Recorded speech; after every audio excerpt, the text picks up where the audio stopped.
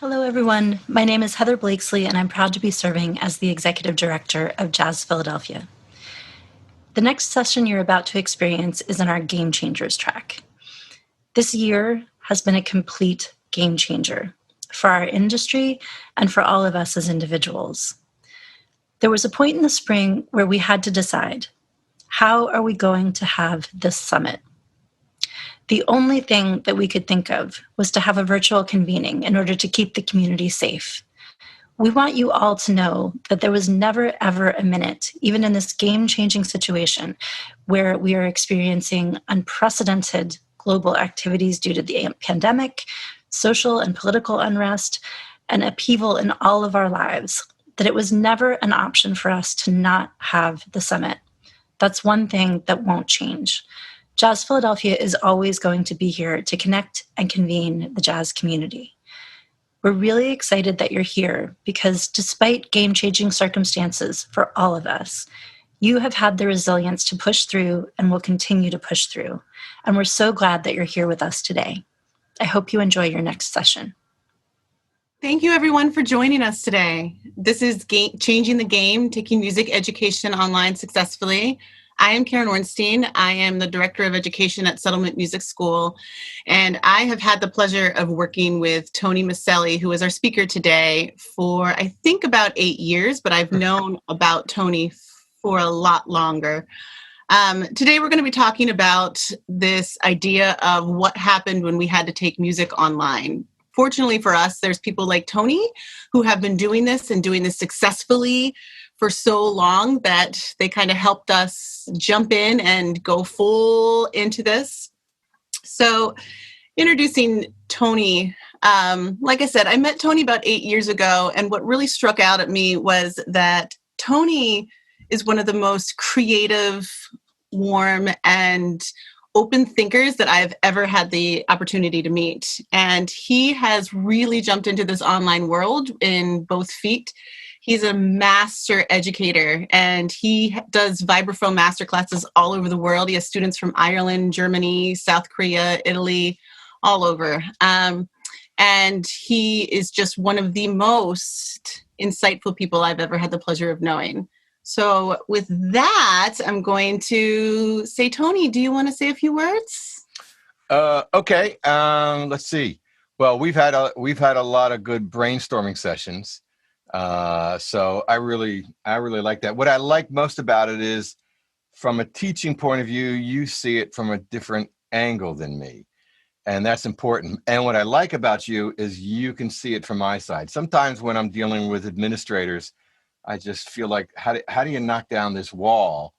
And there's no wall with you. You understand, and I appreciate that. But I have been doing this probably, what is this, probably 12, 13 years now, doing stuff online. After 9/11, everything changed for me, for all musicians. And this is the second time we're hit like this.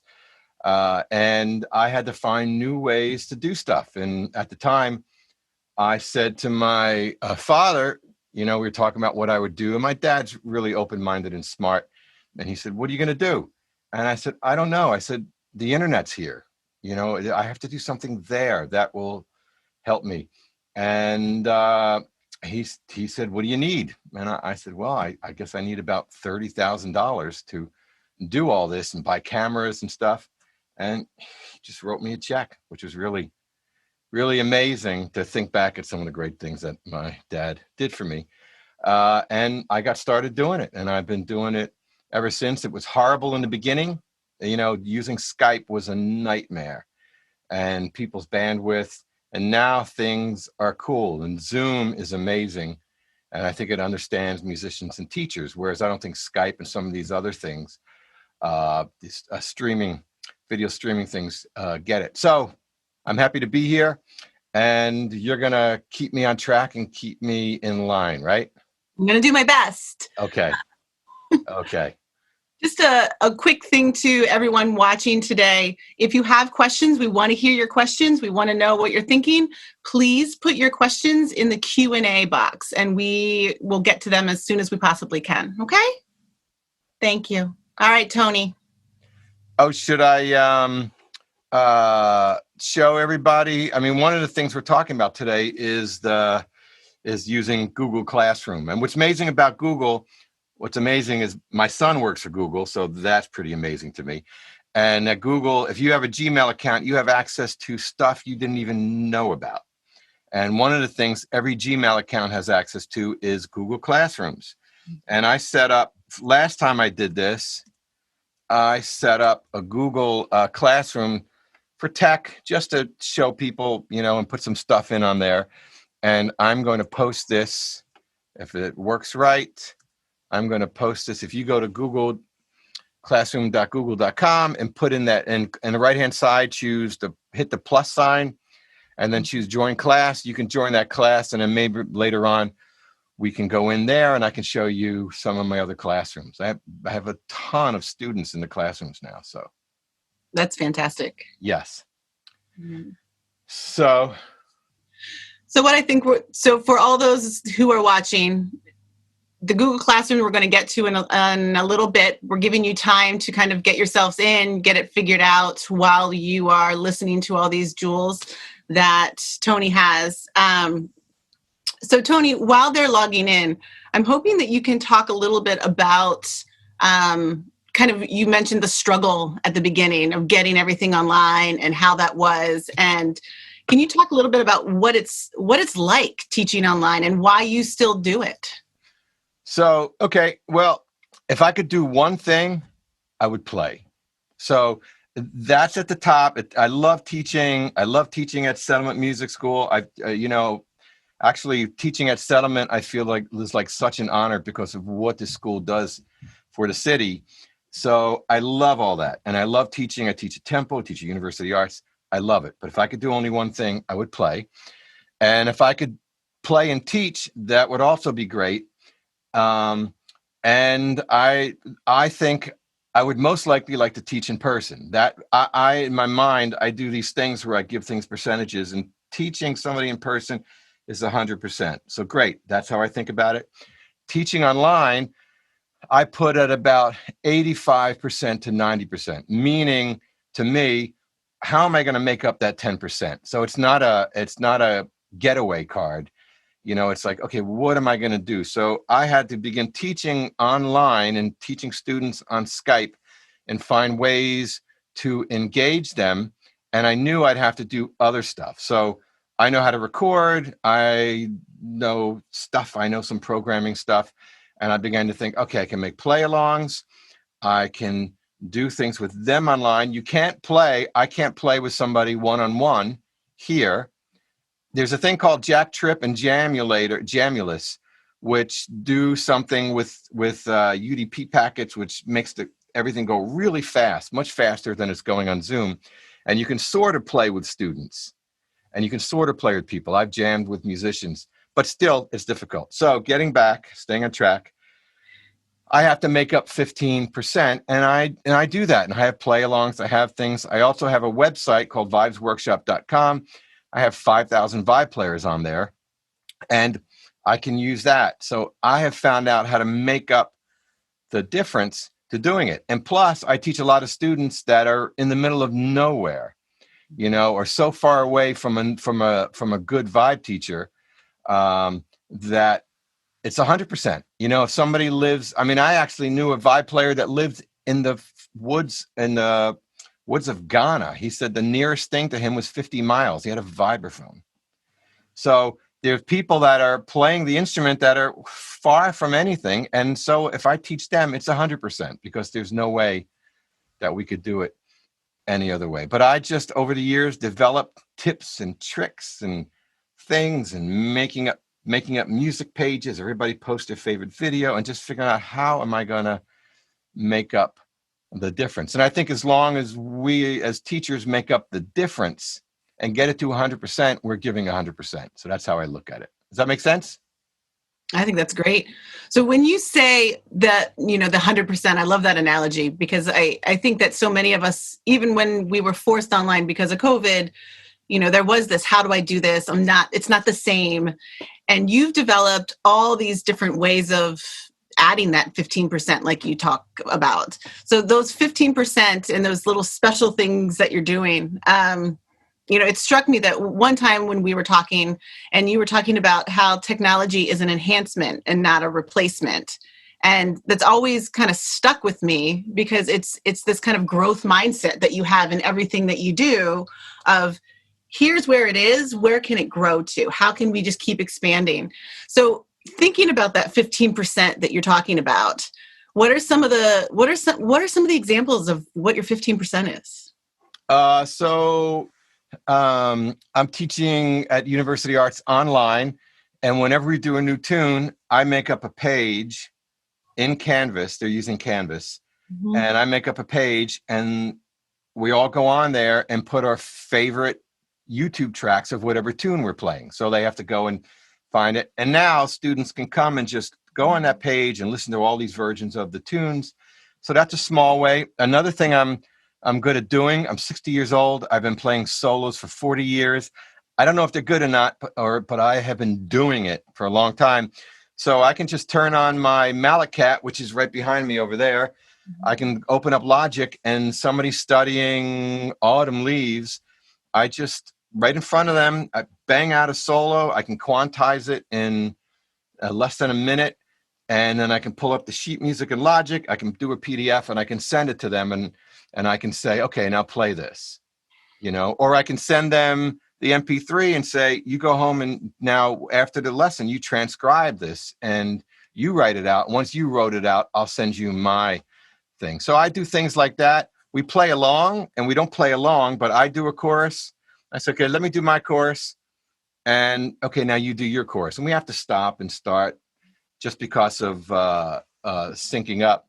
But those are the kind of things I do. I give them assignments. They have to post all their lessons on YouTube and then put them in the classroom, which is great because YouTube is a mirror. That's an amazing teaching tool because everyone's going to watch their video back to make sure they look good, make sure everything's cool.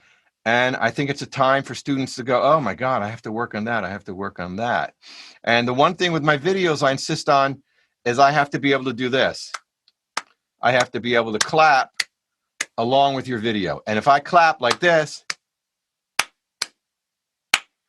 I'm sending it back. You're doing it over.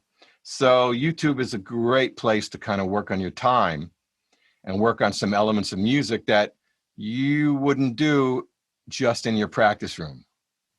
Oh, that's so cool. So, all right, now I'm going to throw a little loop at you here. Okay. All right. Say everything's coming back, right? Say, the world turns into a happy place, happy times, flowers and unicorns everywhere, and everybody's back in person. Are you still going to use technology? And if so, what does that look like? I have always used technology. I fought with people over technology. I used to do these these technology workshops years ago, and I knew how to program synthesizers. I knew about subtractive synthesis, additive, FMs, and I would go and do these workshops, and I would get yelled at because this is the beginning. I would get yelled at. I remember a drummer yelled at me once, and I have all this stuff. I have a drum machine on stage, and he starts yelling at me that this stuff is taking away work from him, and how is he supposed to support his family? He made this whole thing. And I said, buy an effing drum machine. If you have to make money, buy a drum machine, learn how to program it, and you'll go into studios and so I always thought technology enhances things and we have to change. That guy, we talked about that, the guy that used to go out to the fires in the 1800s and draw a picture of the house on fire. And then all of a sudden there's a daguerreotype, the early camera, and somebody goes out and goes, click. That guy's out of work. Well, he better buy a camera. If he loves to draw. But you've just been put out of work. You better buy a camera and find some other ways to draw, to do your drawing. So I've always embraced it. I've always embraced all this. I actually love it. The shutdown for me was amazing because I just sat in my basement with my computers and my instruments, and I actually had an amazing time. So there was a good side. I know there's pain and suffering. I know all the problems around this. I lost so much work. I lost so much money, but I also had a good time. I don't know what else to say about that. Does that answer it? Did I answer it? Yeah, that was great. Okay. Can you talk about your performing now? So when we were talking about how you're doing some performances, but they're streaming, and talking about what that looks like. Okay, so if I do that same analogy, playing in front of people, I'm an introvert, but we all want to play in front of people. If playing in front of an audience is 100%, playing online, it's probably 60%. It might be 50, it might be 40. It's not the same thing, but it's good. It's good, and we have to do it, and we have to be good at it. I tell my students, you better be good at playing online. You better be good at recording yourself, editing video. This is the new thing. Back in the day, and when I was in my 20s, we had to be good at licking stamps and putting them on hundreds of postcards to send out to your mailing list. Now you better be developing it online. I have a script for some of my mailing lists that I just wrote to go, okay, bing, there, send it. So, and I think this is the future, and this is what young musicians are going to be doing as they go on. I lost track of the question. Was I on track? No, that was good though. But we actually got a question, and it ties directly into that. So how did you find your students abroad, and how did you advertise and promote your classes online? So how did, thinking about performing, I think, and teaching, how did you branch out? Well, the first thing I did was my dad helped me set up that studio. I was a poor, struggling musician. I've been a poor, struggling musician my whole life. But my dad helped me out, and I began putting things on YouTube. And, sometimes you have to, we all want to, it would be nice if I was the best. I'm not the best. I think I'm pretty good. I know there's guys, I see guys play, and I go, okay, if I have to quantize this, I think you're better than me. But my stuff's cool. I think, when I practice, I think I'm a loser and I stink, but I go out and play, and okay. So I began putting my stuff on YouTube, getting my Facebook account, my Facebook groups going.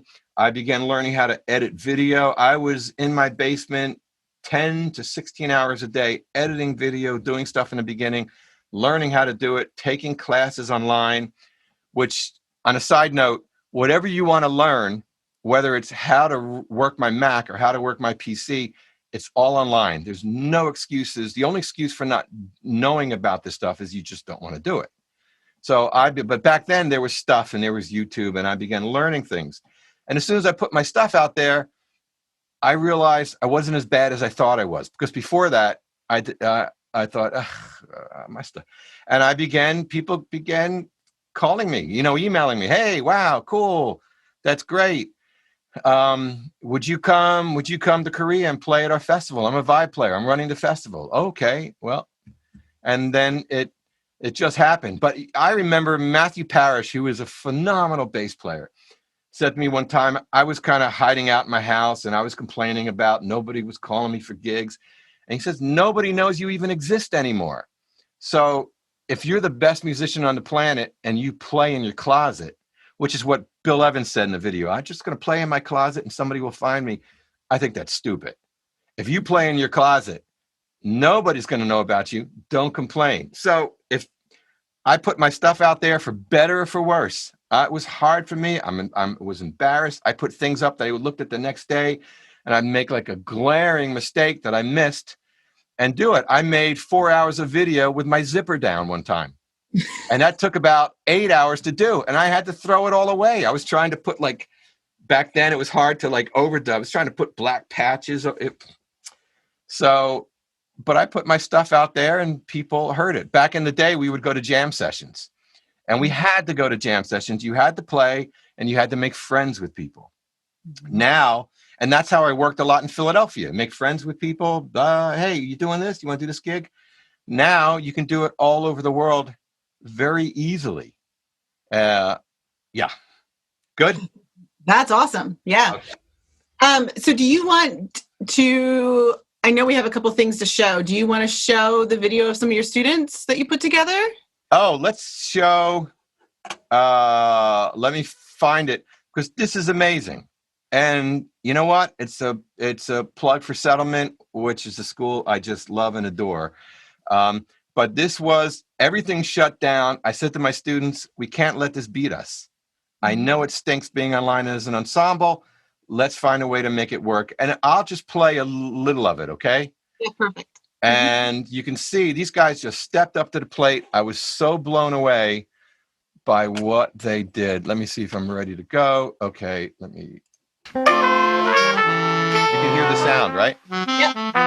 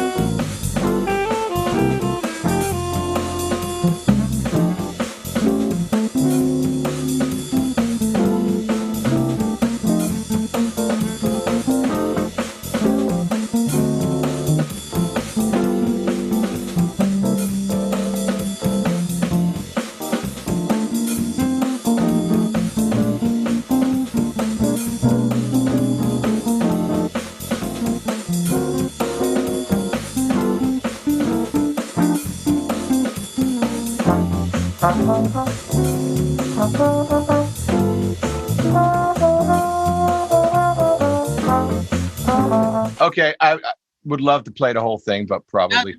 Yep. But it's amazing how they all came together, did their parts, and figured out the technology. That was the cool part.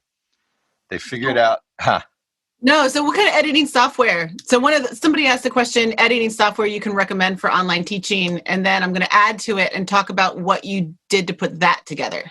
Okay, I recommend, and my dad used to say, opinions are like, I guess I can't say the word he would say. Everybody's got one. So just take whatever I say with a grain of salt. I think Apple, Final Cut and Logic. It is so easy. It's if I owned a recording studio and I was an engineer, I probably might use something different, but I was in a studio that used Logic. But if you learn Final Cut and you learn Logic, you are set to tackle the world. You are set to make your own stuff, put your stuff together. I have friends over. I run a snake out in the next room. I throw up Logic. I throw on microphones. I record. It's amazing. I did my solo CD in my basement, and I just set up mics and spent a month recording hundreds of takes that would have cost me thousands of dollars. And just saving all that money was worth learning Logic. And then I found what I thought were the best 10 or 11, and I did a CD with just playing vibes, which was my dream, to make a CD with just me and try to present 45 minutes or 50 minutes of just me. How would I do it? So Logic and Final Cut, I think, is the way to go. I think Mac is made for musicians and people. If you can't get a Mac and you can't afford a Mac, fine, get a PC and get some of the software on there. If you really want to do it, go hardcore, learn Linux, get Linux on your PC, and everything's free. And there's amazing stuff on Linux. You just have to spend a little more time getting it together. But anybody can do what I do. And lots of people are doing what I do, including my students. So Olivia reminded us that if you are a student, there is a Final Cut Pro and Logic discount price for any students out there. And I think you can get that on Macs as well. And yes, I'm a teacher. I get all the discounts. Sibelius is $8 a month. So, and by the way, Olivia is one of our settlement success stories. I cannot believe who she has turned into. It's amazing, Olivia. Mm-hmm. It's like, I just see her in action now, and you just kind of go, holy shit. So playing wise, as a young woman, as like, I'm going to take charge and make things better. So, yeah. Go, Olivia. Yes, go, Olivia. So we are getting some more questions in, and what I would say is we're going to get to the questions. Absolutely. Tony, do you want to pull up your Google Classroom and we can start walking through that? I'll keep collecting the questions and we'll start going through them while you do that. Okay. Here, if I do this right, okay, and pull this up, I want to go. So you see this, right?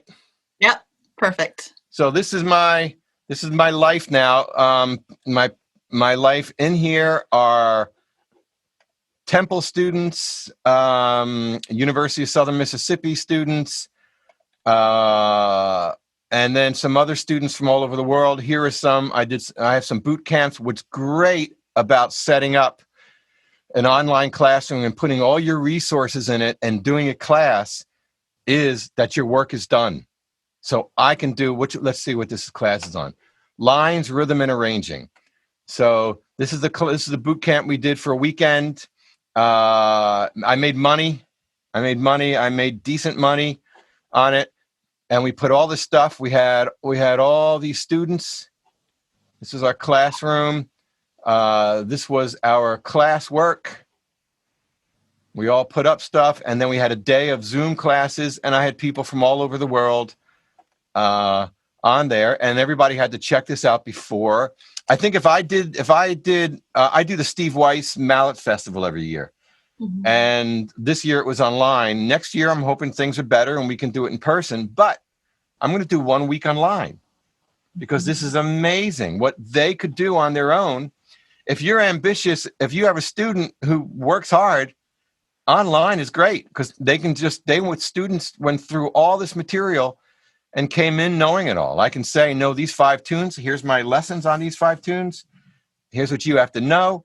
And a responsible student's going to come and say, I got it down. Let's go. Mainly, one thing I'll say, when I tell students about going to college, first thing is, I can't believe how much colleges cost. I can't believe it. I think it's way too much money. I understand there's another side to the story. But if I was 19 and I want to be a musician, and I don't have a lot of money, I don't know. But what's my point?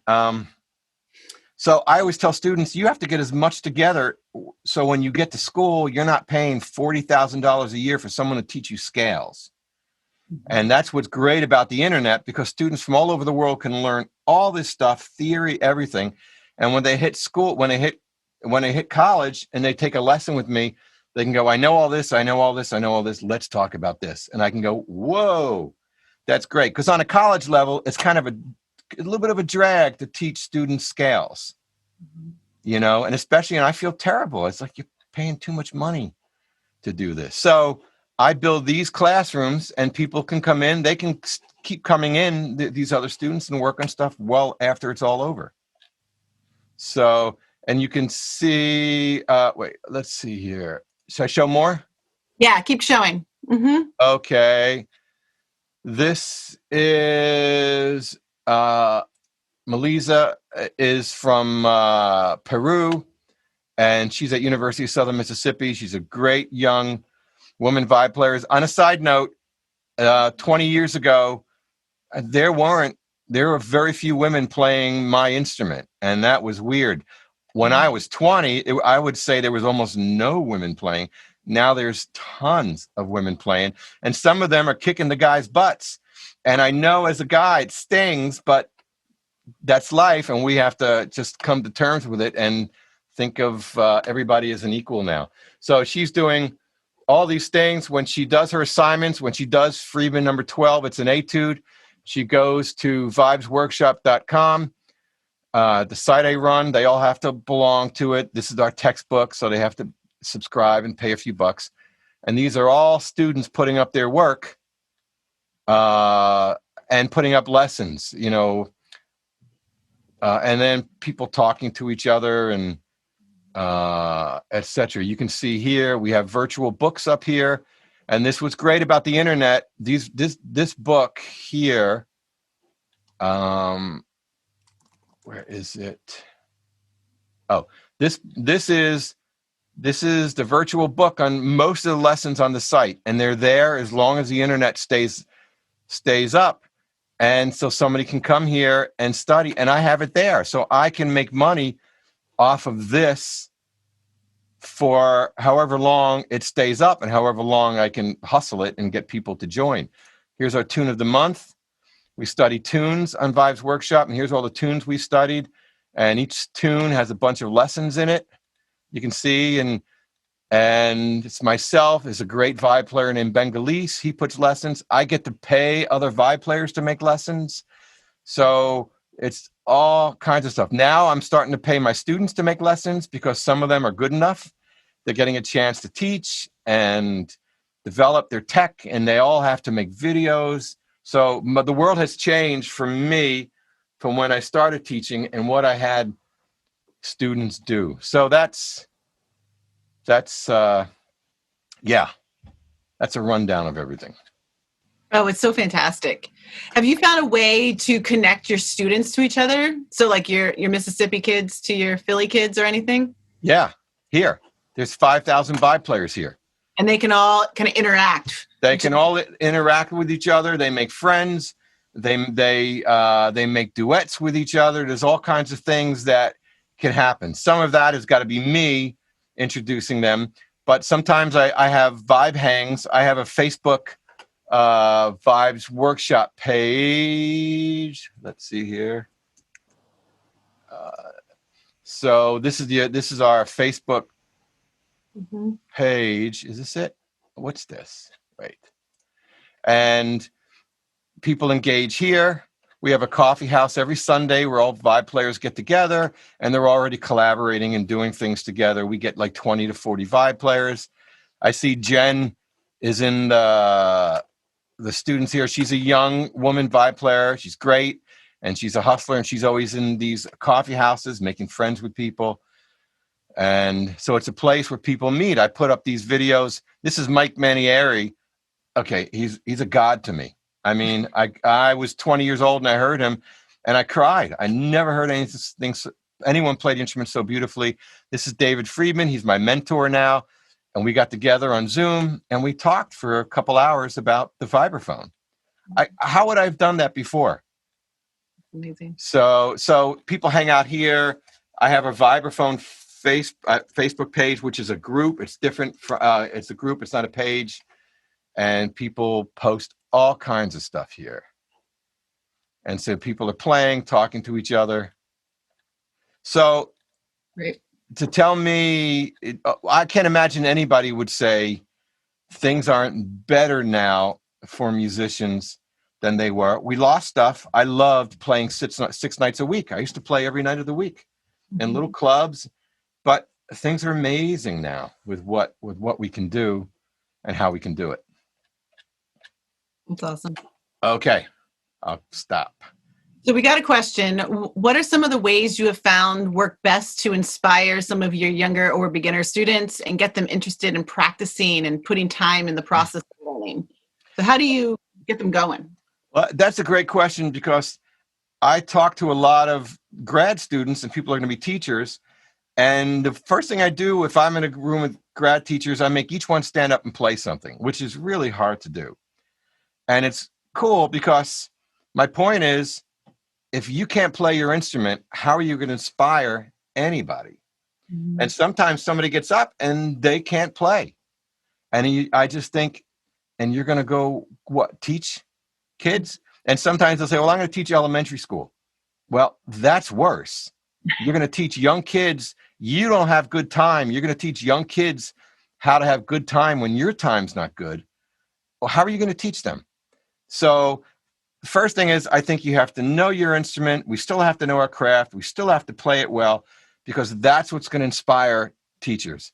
A young piano player playing something for elementary school kids, and this, whether it's classical or jazz, and this piano player plays her butt off, that's going to inspire kids because some of them are going to look up and identify, oh, that's kind of me in a way. I kind of look like her. I kind of dress like her.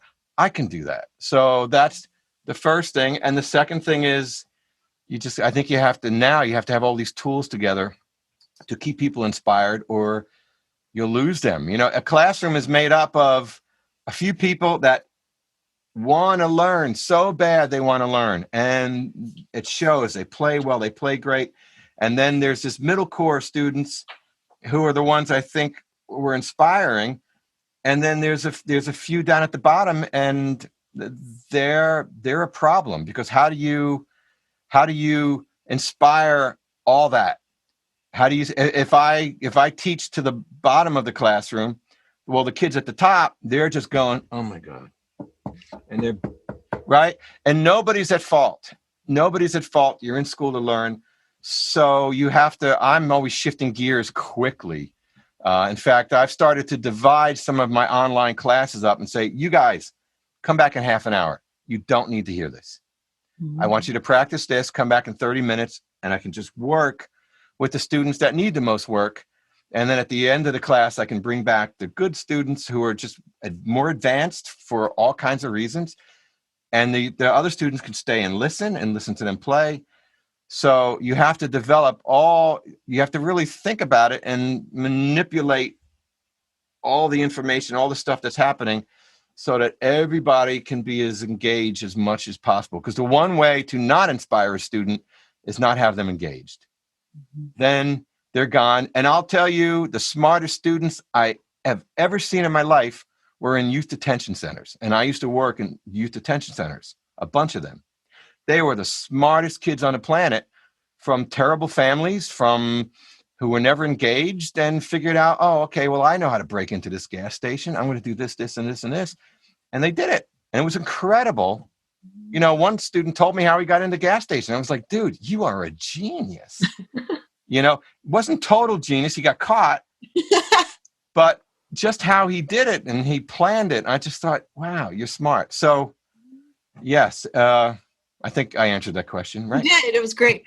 Okay. So we got another question. This is really interesting. So thinking back to your Vibes workshop page and things like that, how do you make money from this platform? Do you connect it to a PayPal account? And what does that look like across, now that you're online, how do you do it? Well, I started off by programming myself, and I love to program, and I did that in the beginning, but I'd be hacked into all the time. One time I came down and it was all the most horrible pictures you could ever imagine. You can't imagine more horrible things that somebody came in and put on my website. One time I came downstairs and there was the Turkish flag. So some hacker in Turkey just took my site down. One time I looked in my FTP site and I saw all the banks of the country. So somebody came in, put fake bank accounts up, and I looked at my logs, and hundreds of people were logging into these fake bank accounts and giving them their information. So I got a programmer to help me, and I can do the lightweight programming. And we use PayPal. And I think when you do anything like this, expect not to make a lot of money for a while.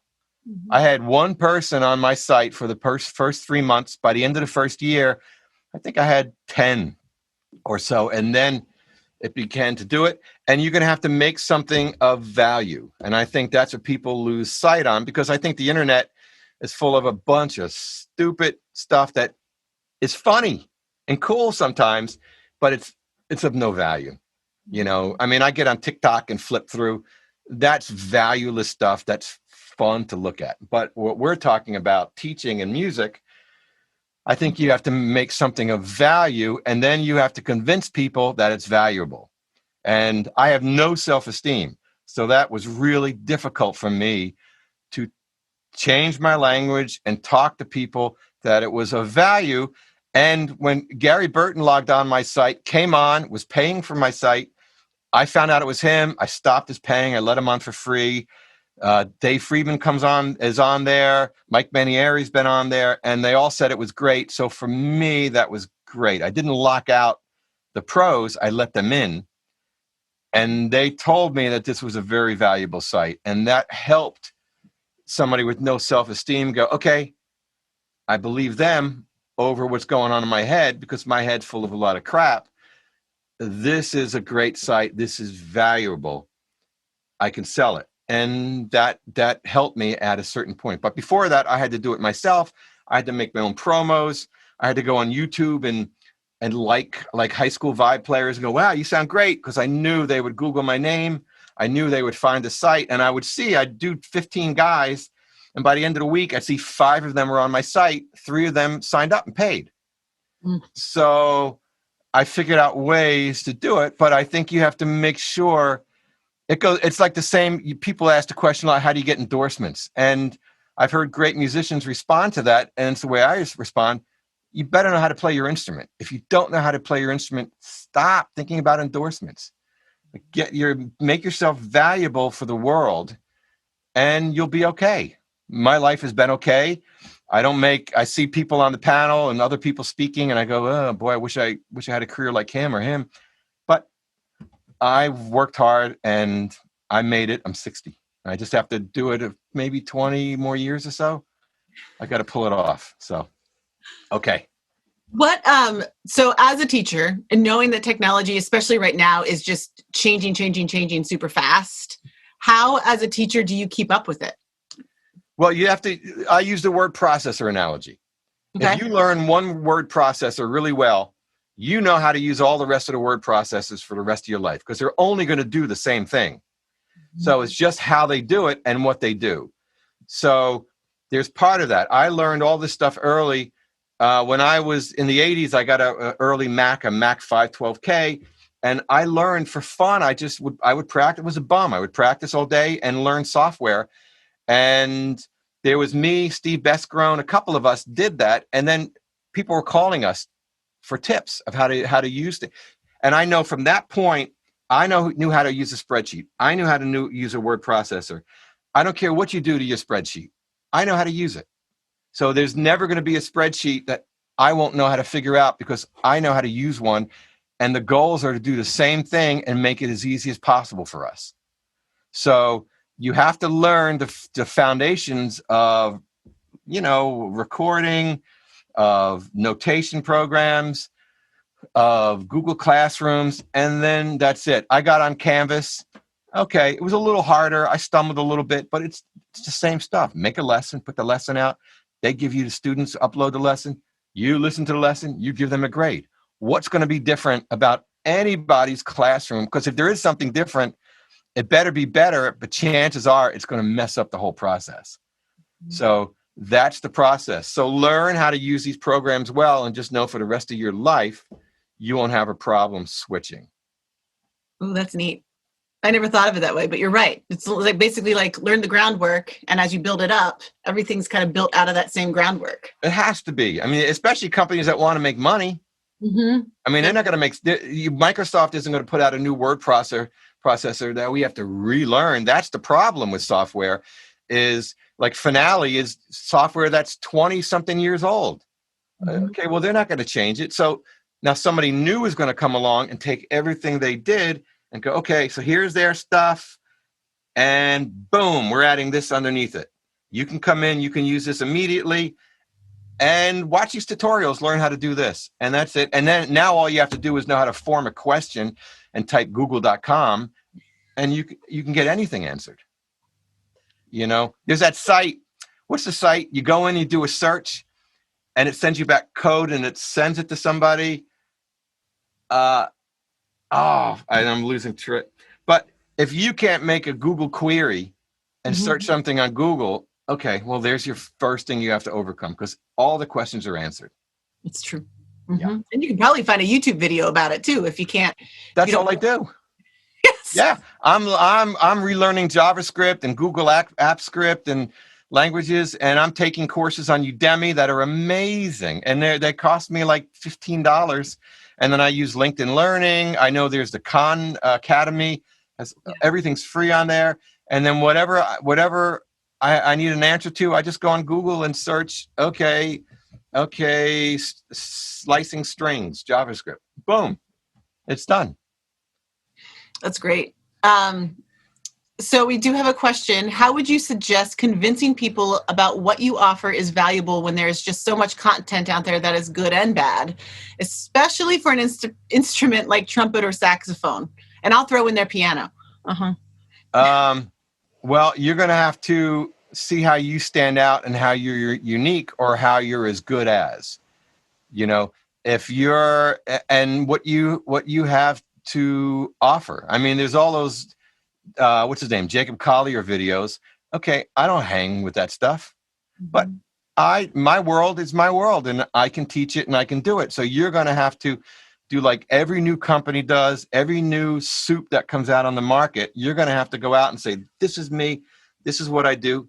Look at me. And somebody's going to go, oh, I like him. Oh, let's go see what he's got.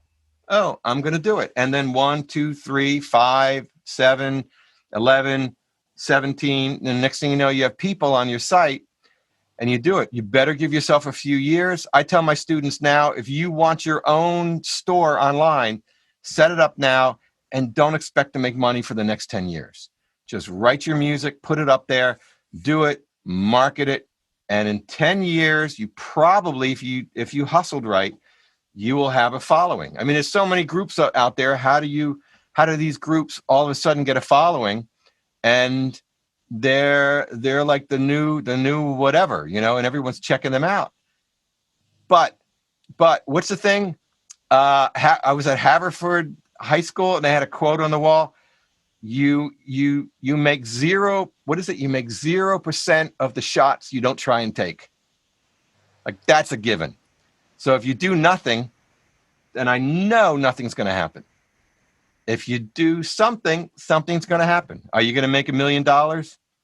No. I mean, I helped a guitar player build a site, and when he opened it up, he was making between $10,000 and $30,000 a month. A famous guitar player. My site doesn't make that, but that's okay. Mm-hmm. That's what each of us have to live with, you know. Oh, yeah, he's better looking than me. Oh, I wish I looked like him. I wish I wish I played like this person. You're going to have to come to terms with all that and then just be yourself and just hustle. Mm-hmm. So if you had to give like advice to this is a big one. Okay, you ready? Uh-huh. If you had to give advice to a new teacher coming out there, say they're in their first 5 years of teaching, they've only been teaching in person, they're trying to get their head wrapped around all this technology. You say, you know, get your site up, start working on these things, learn a few basics. What else can they do to make their students feel like they have a handle on this? Well, so this is an old guy thing. Live. You know, the thing about, you know, I go in and listen to a 22-year-old vibe player that plays great. And as a 60-year-old, I listen to them talk and I just think, okay, this is somebody who's got to go live life, fall in love, you know, be broke for a couple of weeks. So you have to do that. And next thing is you have to play. I think if you're going to teach, it was like that Woody Allen thing. What is it? Those who can't do, teach. And yeah. those who can't teach Jim, which the point of that thing is do. Mm-hmm. You know, every teacher should be held accountable to be a very good player, you know, mm-hmm. which is interesting because when I was in Cuba, you had to pass a test to be a musician. Like musicians, and they all played well. No matter where you went, every guitar player, I listened to 4 clarinets at a lunch in a hotel, and I just thought, oh, this is going to be stupid. I'm eating lunch on a Sunday, and there's 4 clarinet, and it was so beautiful. Mm-hmm. They played. We sat there for the whole 2 hours and just listened to them play. And okay, that's not going to work here, but I think teachers have to be accountable for their instrument and they have to spend time keeping it up to speed. Mm-hmm. I think, and all those things and life and setting up your store, setting up your website to teach, learning how to use Google Classrooms, learning how to inspire people, learning how to not be a grouch. I mean, I'm kind of, you know, I'm probably a semi-grouchy old guy, but when you go in and teach, I've got to like catch myself. I could be like, dude, stop. Don't make that dad speech. Don't stop. No. And I say to them, I'm going to make a dad speech, but I decided not to because I think so you have to be positive. Mm-hmm. Oh, that's great. I'm going to picture you doing the dad speech now. So I do it all. Once you get old, you do dad speeches or mom speeches. You can't help it. You do anecdotes, and then you watch and you listen and you go, and I go, oh, I told you this before, didn't I? And everybody on Zoom goes, yes. I go, okay. So we have some signals sometimes, like put in the chat room, we heard this before. And then I can stop my anecdote. So that's awesome. We have time for like one or two more questions. One that I find pretty interesting is, what other fields do you look at? So besides music, what other fields are you learning from that kind of help fuel what you're doing? Well, I love computers. I always have. So I'm taking Udemy courses now in JavaScript, and I know HTML. I remember JavaScript. I know CSS, but I'm going to do them all over again. And then I want to build my own personal website, because I can do it for free on G Suite. Oh, I pay for G Suite, but I have a website and do that. So I do it's music and computers. I live by myself now, so I can do music and computers from morning till night. And it's really fun not to feel guilty and think, oh, I have to go upstairs now. I have to go upstairs and watch TV with this person, or, so that's it. It's computers. It's programming stuff. That's great. So then I guess what I would say with the last couple minute or two, for the students then. So you've talked about a little bit about your advice for the teachers trying to get everything online. For the students who may have, realistically more tech knowledge than all of us combined, or it's part of their DNA. What kind of advice do you have for them? Yeah, well, ironically, there's a bunch who don't. I'm finding out through teaching. So I'm incorporating it all. My student, Oliver Mayman, who's a phenomenal vibe player. Man, he's going to rewrite. He's going to rewrite everything. He knew very little about technology, and in 6 months, he's editing videos. I'm paying him for lessons. So to all those students, play well, really practice hard. You should be doing more of that than anything, and learn computers. Add that to your list. Back in the day, we had to do nice manuscript. We had to practice manuscript. So that wasn't playing music. That was sitting there trying to make everything look neat. How will I do this? And we did it. We had to use cool pencils like this because the lead doesn't break. And we had to do lots of extra BS stuff. And now the BS stuff for students, but it's not really BS, is technology, Logic, Final Cut, video, audio, recording, lights, setup. I have... how am I going to use how am I going to do my lessons? How am I going to switch cameras? All that kind of stuff otherwise you're not going to be valuable. And if it's about making music, just make music then. If that's all you want to do in life, just do it. I get it. If you're going to make money too, unfortunately, you're going to have to do some things different, including read contracts. I can't imagine. My buddy was talking to Keith Jarrett once at his house, and he was going, all I do is read these damn contracts all day. Mm-hmm. So here's Keith Jarrett complaining about that. He can't practice enough. He told my friend, oh man, I stink. I can't, man, my playing. And I was like, yes, even for those guys, It's not just playing. It's life. Is that okay? That's amazing. Okay. I think that's a perfect part to end on too, that it's just life. Yes. You planned it. So what I would say for those who are attending. Oh, wait a minute. That was Elliot. He's a great trumpet player. I'm working with him next week. He's really okay. Sorry. That's great. No, that you've joined the Google Classrooms, to all those who are attending. In there, Tony has done a phenomenal job at listing out. He talks about Udemy and some of these different sites. Go through it. Has a whole bunch in there for you to see, and the different tools that he's using in his everyday. And on that note, we want to thank Mid-Atlantic. We want to thank Heather and Gerald, and an amazing thank you to Tony. Tony, I could talk to you for days. It's just...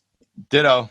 Dito, we've had a lot of amazing talks. It's amazing. So thank you everyone for coming, and please enjoy the festival. Yes, make the most out of it. Thank you, everyone. Bye. Bye-bye.